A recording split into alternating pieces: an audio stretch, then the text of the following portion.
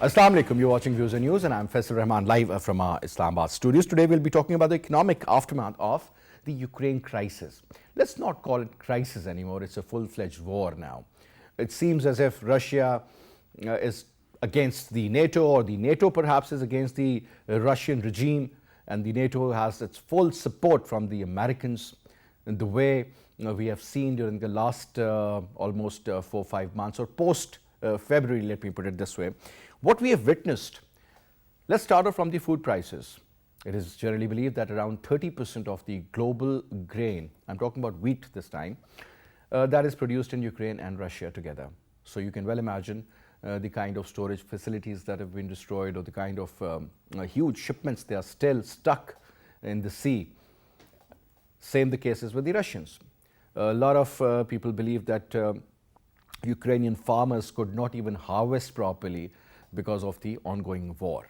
You talk about fertilizer sector, which is very important also for the agriculture purposes. Now, fertilizer sector, interestingly, when we talk about the overall global market share of Russia and fertilizer, that is around 17%. So that's huge. Now you talk about the edible oil, sunflower, cooking oil, or other edible oil for that matter. All these are produced mostly in Ukraine. Then you talk about energy now, very important factor. When we talk about oil prices, they went up to around $130 a barrel, slightly less than that, still hovering around 120 mark. That's pretty high. Russia again is the major supplier to European Union. Now, some of these countries are trading with them in dollars, some are trading in ruble. Most have declined to do trade with the Russians, rather they're looking forward towards Qatar or other LNG producing countries. Even the United States of America, they've also in fact asked them that they can provide them a certain amount, but obviously there are a lot of ifs and buts associated.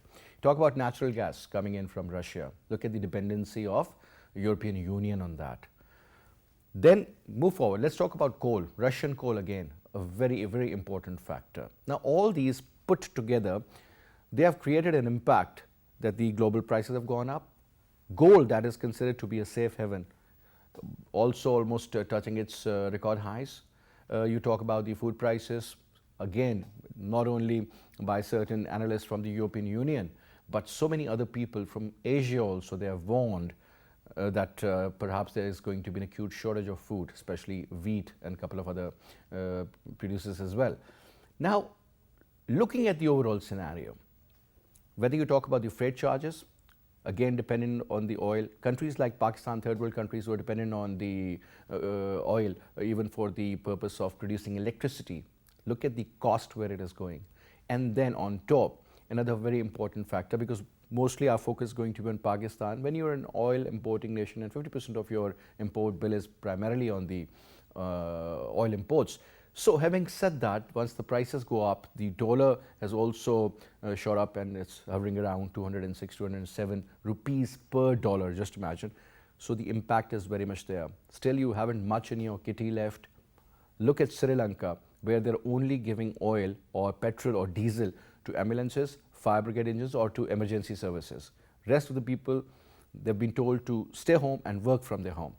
So that is also a practical situation that is being witnessed by so many other countries, whereas if you have traveled to Sri Lanka, let's say 2 or 3 years ago, you would have thought as if it is a part of some European country, because so many tourists come and things are so great out there. But the global impact is being felt. Most of these global currencies, whether you talk about Indian rupee, hovering around 79 Indian rupees per dollar. We, as I earlier mentioned, 206. Japanese yen, lowest. You talk about Chinese yuan, you talk about euro, or you talk about any other currency other than ruble. That was around 81 rubles to $1. Now it's around 58 rubles to $1. What's the magic behind that? We'll also talk about it. But since it's a very interesting and long topic, now G7 countries have also considering price cap on Russian oil.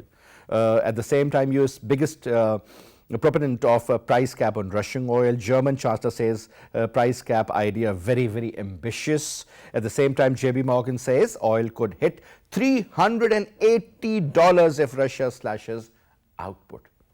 380 means that how many countries will go bankrupt? What will happen to a country like Pakistan? You're talking about almost 3 times of the current price. So if you are paying around 300 rupees a liter at the moment, imagine paying 1,000 rupees for a liter. Can we afford that? No, definitely we cannot. So to talk about it, we have with us in our studio none other than our very dear friend, President of Reenergia and World Bank and senior economist as well, Amer Zafar Durrani Saab. Thank you very much, Durrani Saab. Pleasure to have you in the program. And on Skype, we have with us Syed Javed Hassan Saab, Chairperson, Economic Advisory Group. Pleasure to have you, Syed Javed Hassan Saab. Thank you very much for your time, sir. And we will also be talking to Dr. Salman Shah Saab, former Finance Minister. Dr. Saab will be joining us on the telephone in a little while, but let me put the first question to you, Amer Zafar Durrani Saab. Sir, this JP Morgan report, they say that if the Russians, they slash out their output, oil is going to touch around $380 a barrel. What is that supposed to mean, sir? I think this is a war of speculation, if I may say so. Thank you. Stocks work on speculations, my brother. No, I understand that, but I think this is more than just stocks being traded. I think this JP Morgan, again, if you understand where it's based, and it's a bit like the McKinsey analysis. It's a bit like reading The Economist. So one has to, understand what is happening here. So I think that there is a kind of a double whammy or a sort of happening here. On one end, if you really look at it, if they cut production and the fact that people already know that oil and gas are going to go short, and you add to that the pandemic immobility, which we talked about in many programs, which is not it is not looking like it's going to go anywhere. It's not lessening. Because the maritime rates are actually still at 4 times what they were 3 years ago. So, at the end of the day, what does such a report tell to me? I mean, I personally just read about it yesterday, and I thought to myself, okay, this is like the counter speculation, right? So maybe this is for the Russian camp to think about, or maybe to give them a false illusion that maybe they will succeed. So, right now it's a war of narratives. It's not really a war of real understanding of markets. But having said that, I think if you look at it today, over the last few days, and today specifically, Brent, everything fell down, including gold, by about 2%. So what does that really mean? So I think at the end of the day, if you ask me, there is what I call a phase angle. Just because these commodities are traded, right? And as you very rightly said, the stock exchange is speculative. So any speculation of any kind drives up or drives prices down without actually having a real signal from the market, which means what is really happening on the ground. So that difference between the time difference between somebody speculating on the basis of a news or a policy change or a regulatory change and the actual impact on the ground is that phase angle I'm referring to. So, I mean, I really do not put much faith in that JP Morgan report, if that's what you're asking. All right, because if you remember, there were, during the time when we witnessed this recession in 2007-8 in the United States of America, so many companies who were rated AAA went bankrupt in less than 48 hours. So, I mean, I think there are a lot of other hidden factors behind all these as well. When countries are even being rated, or their rating is either improved or is decreased, I mean, there are so many other very, very important factors. I think political factors are also very important. When we talk about these macro environmental factors, certain ones you can control, there are many, like for example, oil prices. Pakistan cannot do much about it. Neither we have that kind of consumption where we can control, like China for that matter. If you put a halt on your consumption or the growth rate goes down, then definitely, or for example, if there are 3 days holidays, like 4th of July for that matter, normally what we witness is that the oil prices normally go up because people travel in the United States of America, and plus weather also. Yeah, if you really, I mean, that's a good example, because I think if you look at what China did when they shut down Shanghai and they shut down Shenzhen, I mean, for 3 months, you saw the impact of that on global trade, right? Yes, indeed. And companies literally laying off people, including all the companies, American companies headquartered there.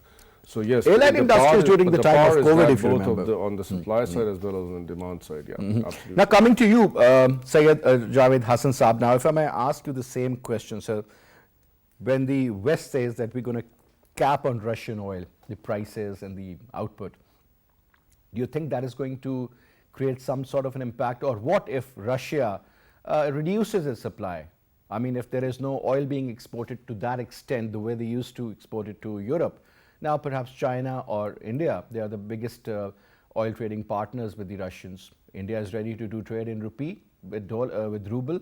China, yuan and ruble, even Saudi Arabia the other day, I was reading another article in which they agreed on certain issues that why not to do some sort of a trade or some limited trade with the Chinese in real and yuan. So do you think, is this going to pose some sort of a threat to the petrodollar, or perhaps in the future things might change a little?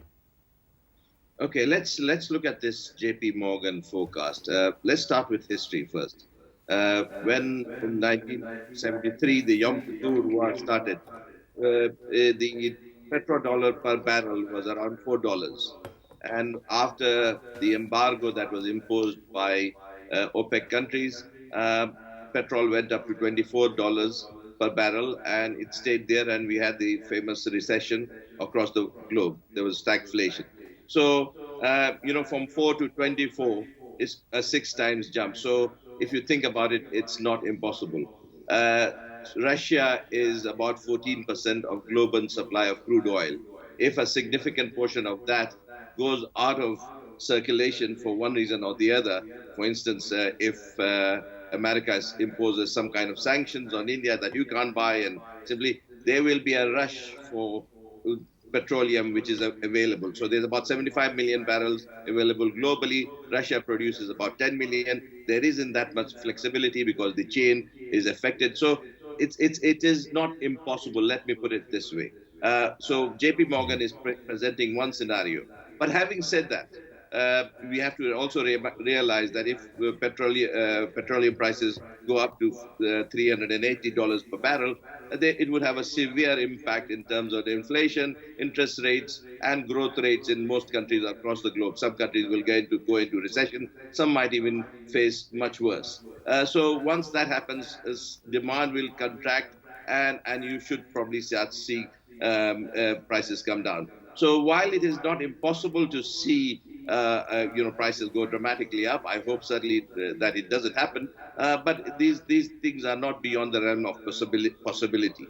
Having said that, today there's an article or a report by Citibank which forecasts that on fears of recession, there could be petroleum prices comes down by the year end to $65, which would be great news for all the emerging market countries like ourselves, which are oil importers. So there are a number of scenarios, and the scenarios are almost so diverse and have such number of multiple variables that it is difficult to predict. You can at best have a probability, and I think what the current market price is probably trying to incorporate all that information, and we are seeing petroleum at about $110, and that's what the information is all of that information is being incorporated, and the best gauge is the current market price. The rest is really sticking your finger up in the air and seeing which way it goes.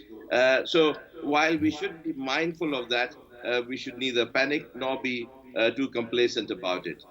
What we have seen also, and let's be mindful of that, gas prices went up from something like $4 per MMBTU to currently we can't even get it at $40. So you can see a 10-time increase in the LNG prices. So this energy market tends to be very, very volatile. It can go all over the place. And right now the problem is virtually all the LNG prices where, and it's important for Pakistan because it affects both our fertilizer production as well as power production, is actually been hoarded, so to speak, by the European market. Qatar's production almost entirely has been booked by Europe. So Exactly. we are in a very grave situation. We have to be mindful of that. And I think sometimes too much blame is put on the governments about inflation and what it can be done. There's only limited amount any government anywhere in the world can do when you have such market fluctuations.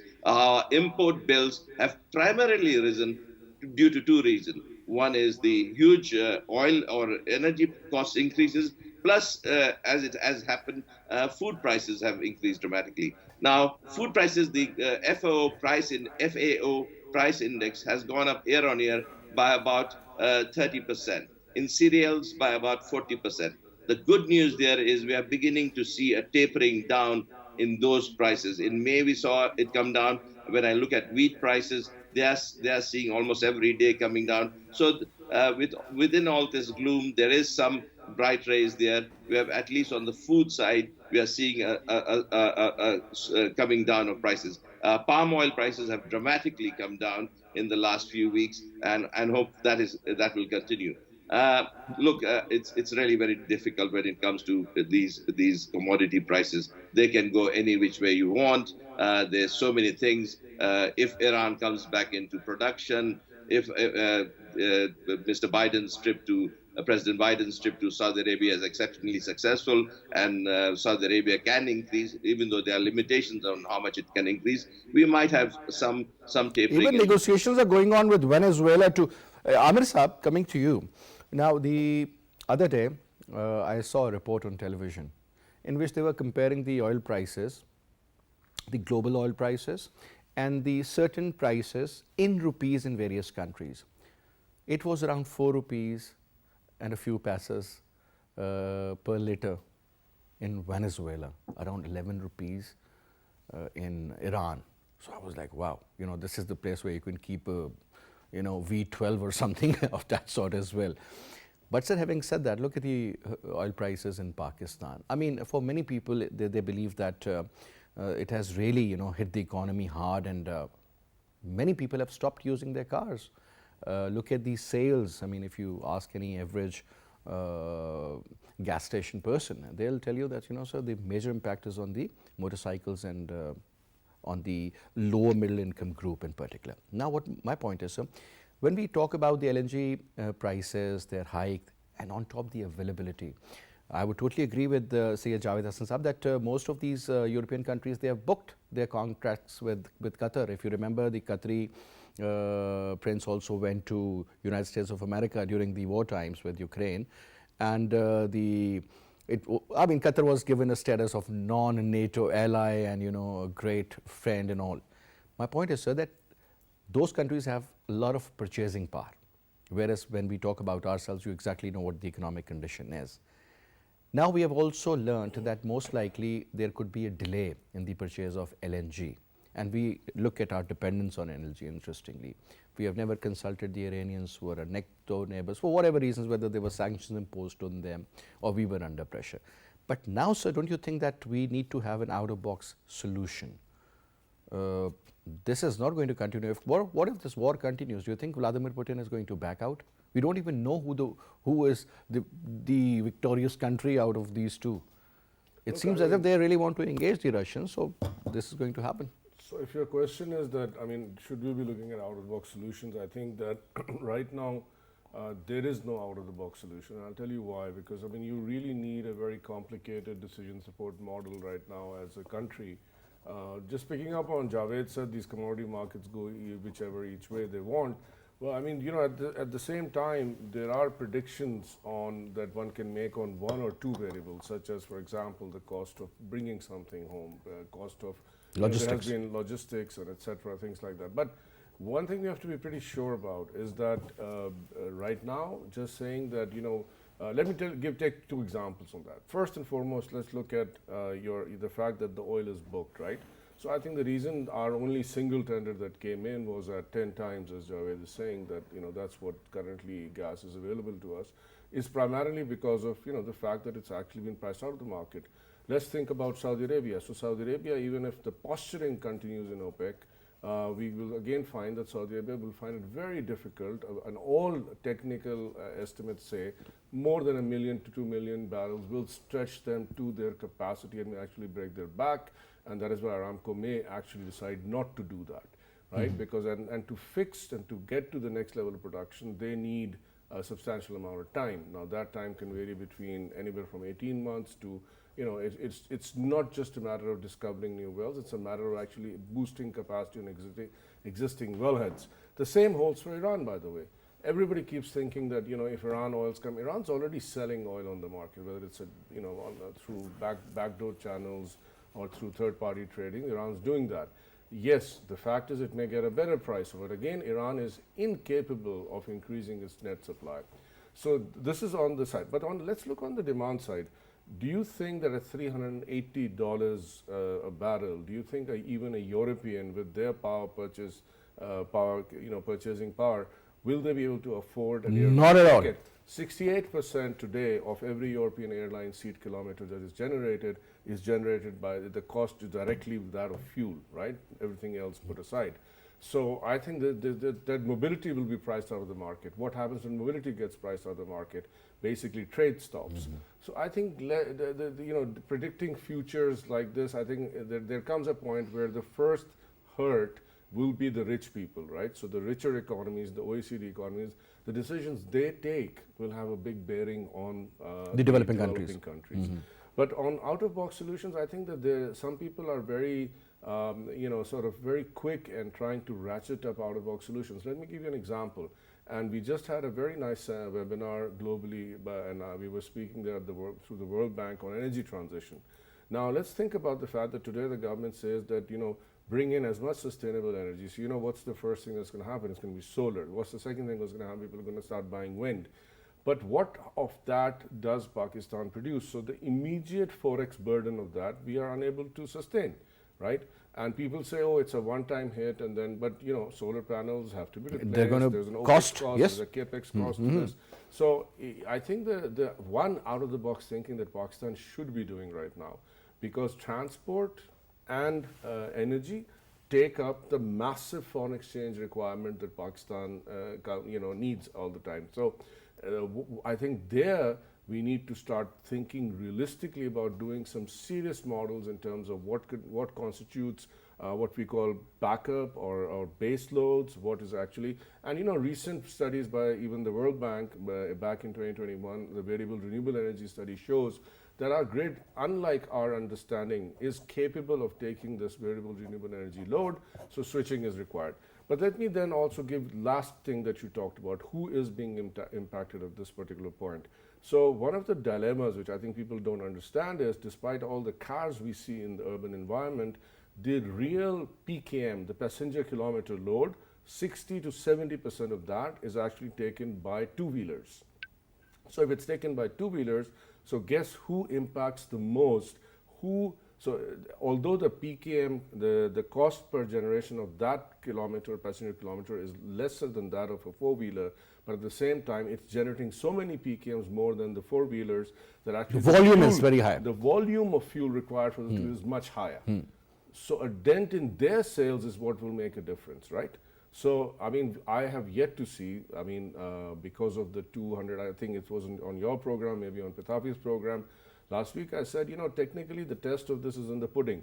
Two things to get rid of excess mobility in Pakistan. There is something called excess mobility. I do understand. Right? Schooling for that matter, the kids going to school, shadow tolling and actually pumping up the price of fuel, petrol up to 300. Let's see what happens, because I think that will get rid of unnecessary mobility and will change wastage. Basically, I call those. It's not just wastage. Social mobility cannot ever be called a waste. But I'm being a bit provocative here. So I'm just saying that unless we do that, then the unnecessary mobility. Putting a check on your own use of oil. There are trips that can be done on foot, which are still not being done on foot. And that is required. For example, just about 20 years ago, the majority of the start trips in Lahore, according to the Japanese study, JICA did in 1996 work, 9 million trips were generated, passenger trips were generated on foot, which was by far majority for the first 1.5 kilometers of travel. So that number right now is almost getting to be abysmally, almost like less than 1%. So I think that there is all these things, while they may appear caustic, they may appear mind-boggling and I think there is a way that this will actually help switching. Consumer shifting. behavior, basically, you're Consumer talking behavior about. is going to change. Yeah, definitely. Now, we have been joined in by Dr. Salman Shah Sahab, former finance minister. Dr. Sahab, Assalamu alaikum. Dr. Salman Shah, you there, sir? Gigi, can you hear me? I can hear you now, sir, but your voice is still pretty weak. Shah Sahab? Okay, Yeah, can a hear lot better, sir. A lot better. Just perfectly fine now. Dr. Saab, since we were talking about the overall impact of this Ukrainian war on the developing countries such as Pakistan, we do understand the importance of Russia and Ukraine, sir, as far as their production in food is concerned, or energy perhaps, and so many other factors which edible oil, again, we'll talk about, fertilizer we have spoken about. But the real impact, sir, is about the oil prices. Now, according to a report issued by JP Morgan, they say that if this war continues and there is a slash on the Russian production or their buying, the oil prices could go well over 350, could touch around $380 a barrel.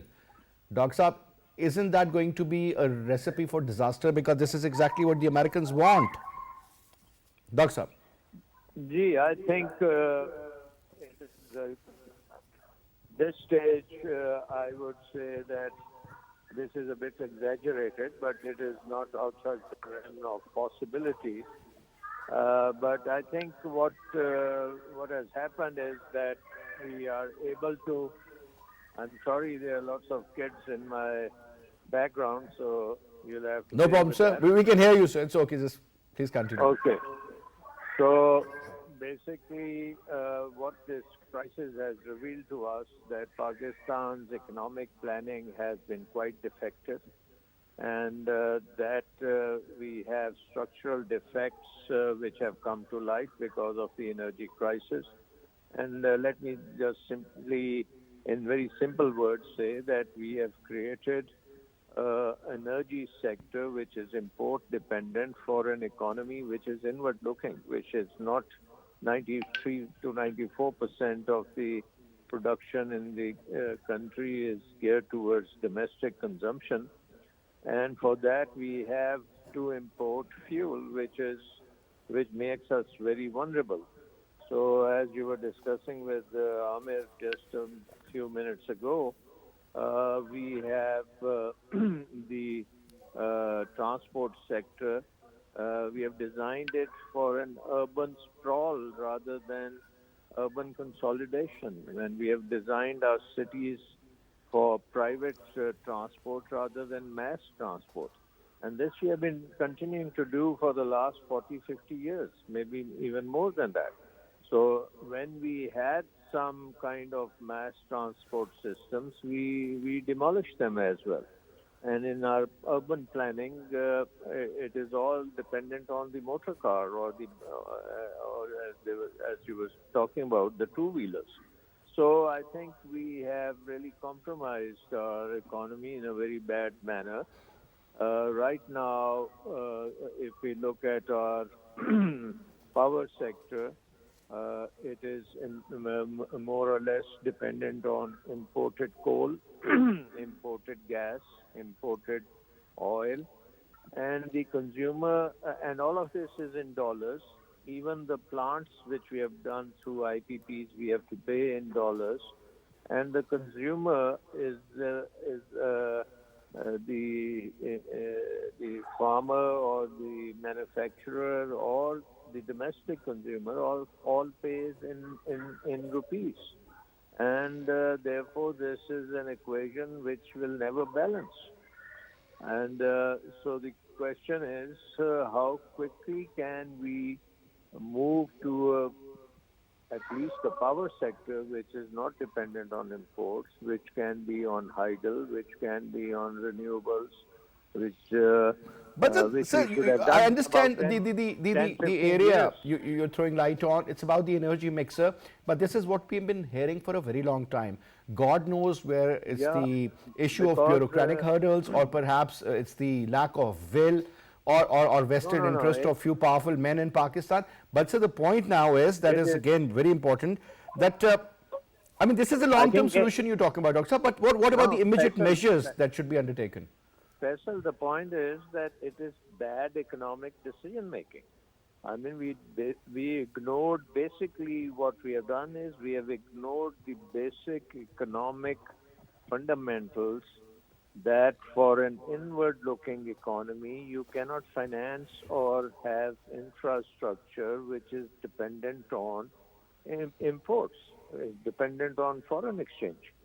So now we have suddenly realized this, and now it will take quite some time to get over it. So in the meantime, what you need to do is, as I was saying, you let the prices hit sky high and let the consumer then adopt solutions which are more sustainable in the short run. They will conserve the energy to the extent possible. They may also indulge in pooling, and they may go back to riding the bicycle or even going back to the Tonga days. So I think we have really come 360 degrees in our development, and we have come to the conclusion that without an outward-looking, export-oriented, investment-driven economy, you cannot have sustainable investment in infrastructure, and you can't finance it through dollars.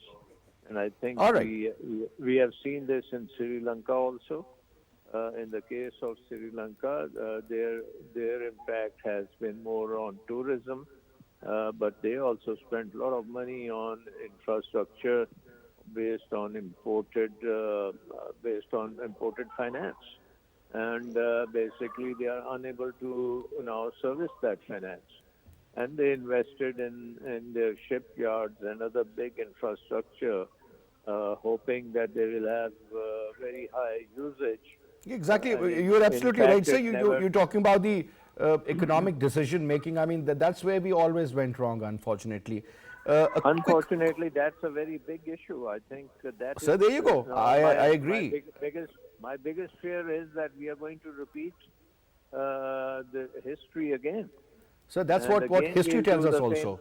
This is what we've been doing for. Amer Saab wants to add Just something. a quick comment before I think Javed's turn. But I mean, the Dr. Saab, one of the immediate most measures which we are shying away from taking. Let me give you one example. So the total textile sector, which during the last government, and I'm not siding with either or, but during the last government, we had, this year we saw 30 plus billion crossing in terms of total, of which, majority is textiles. Now, according to a recent study which I am a part of, less than 9% of electricity goes into textiles. They are basically gas dependent. So the gas that you do have, they are willing to buy at even slightly higher cost and import their own gas. So cut down gases to household, let them learn how to make chapatis without gas. I know that these are the kind of decisions which you have to take before you get to Sri Lanka. But these are let me non-political decisions. No, but the thing is, look, there is, for every dollar that we spent on gas for the textile mills, we get $3 of foreign exchange in return. Now you can ask Javed if even the Sukuk gives you better the returns than that. So the thing is, when you need foreign exchange, then you need that kind of a thinking hat on. Javed Saab. I would like to say, in the short run, there are not too many solutions other than a demand contraction. We need to contract demand very severely and very quickly. There are two reasons for that, quite apart from the fact that the oil prices have gone up, and it will have a natural effect on demand, both in terms of electricity prices and petroleum prices in the petrol stations. But the reality is that our foreign exchange reserves are extremely low. In reality, in terms of what foreign exchange reserves are available for exports, is probably less than about 7 billion, if not lower. Now, if we continue to consume petroleum products in the manner we are, and demand remains where it is, these reserves, despite IMF coming in and despite getting money from elsewhere,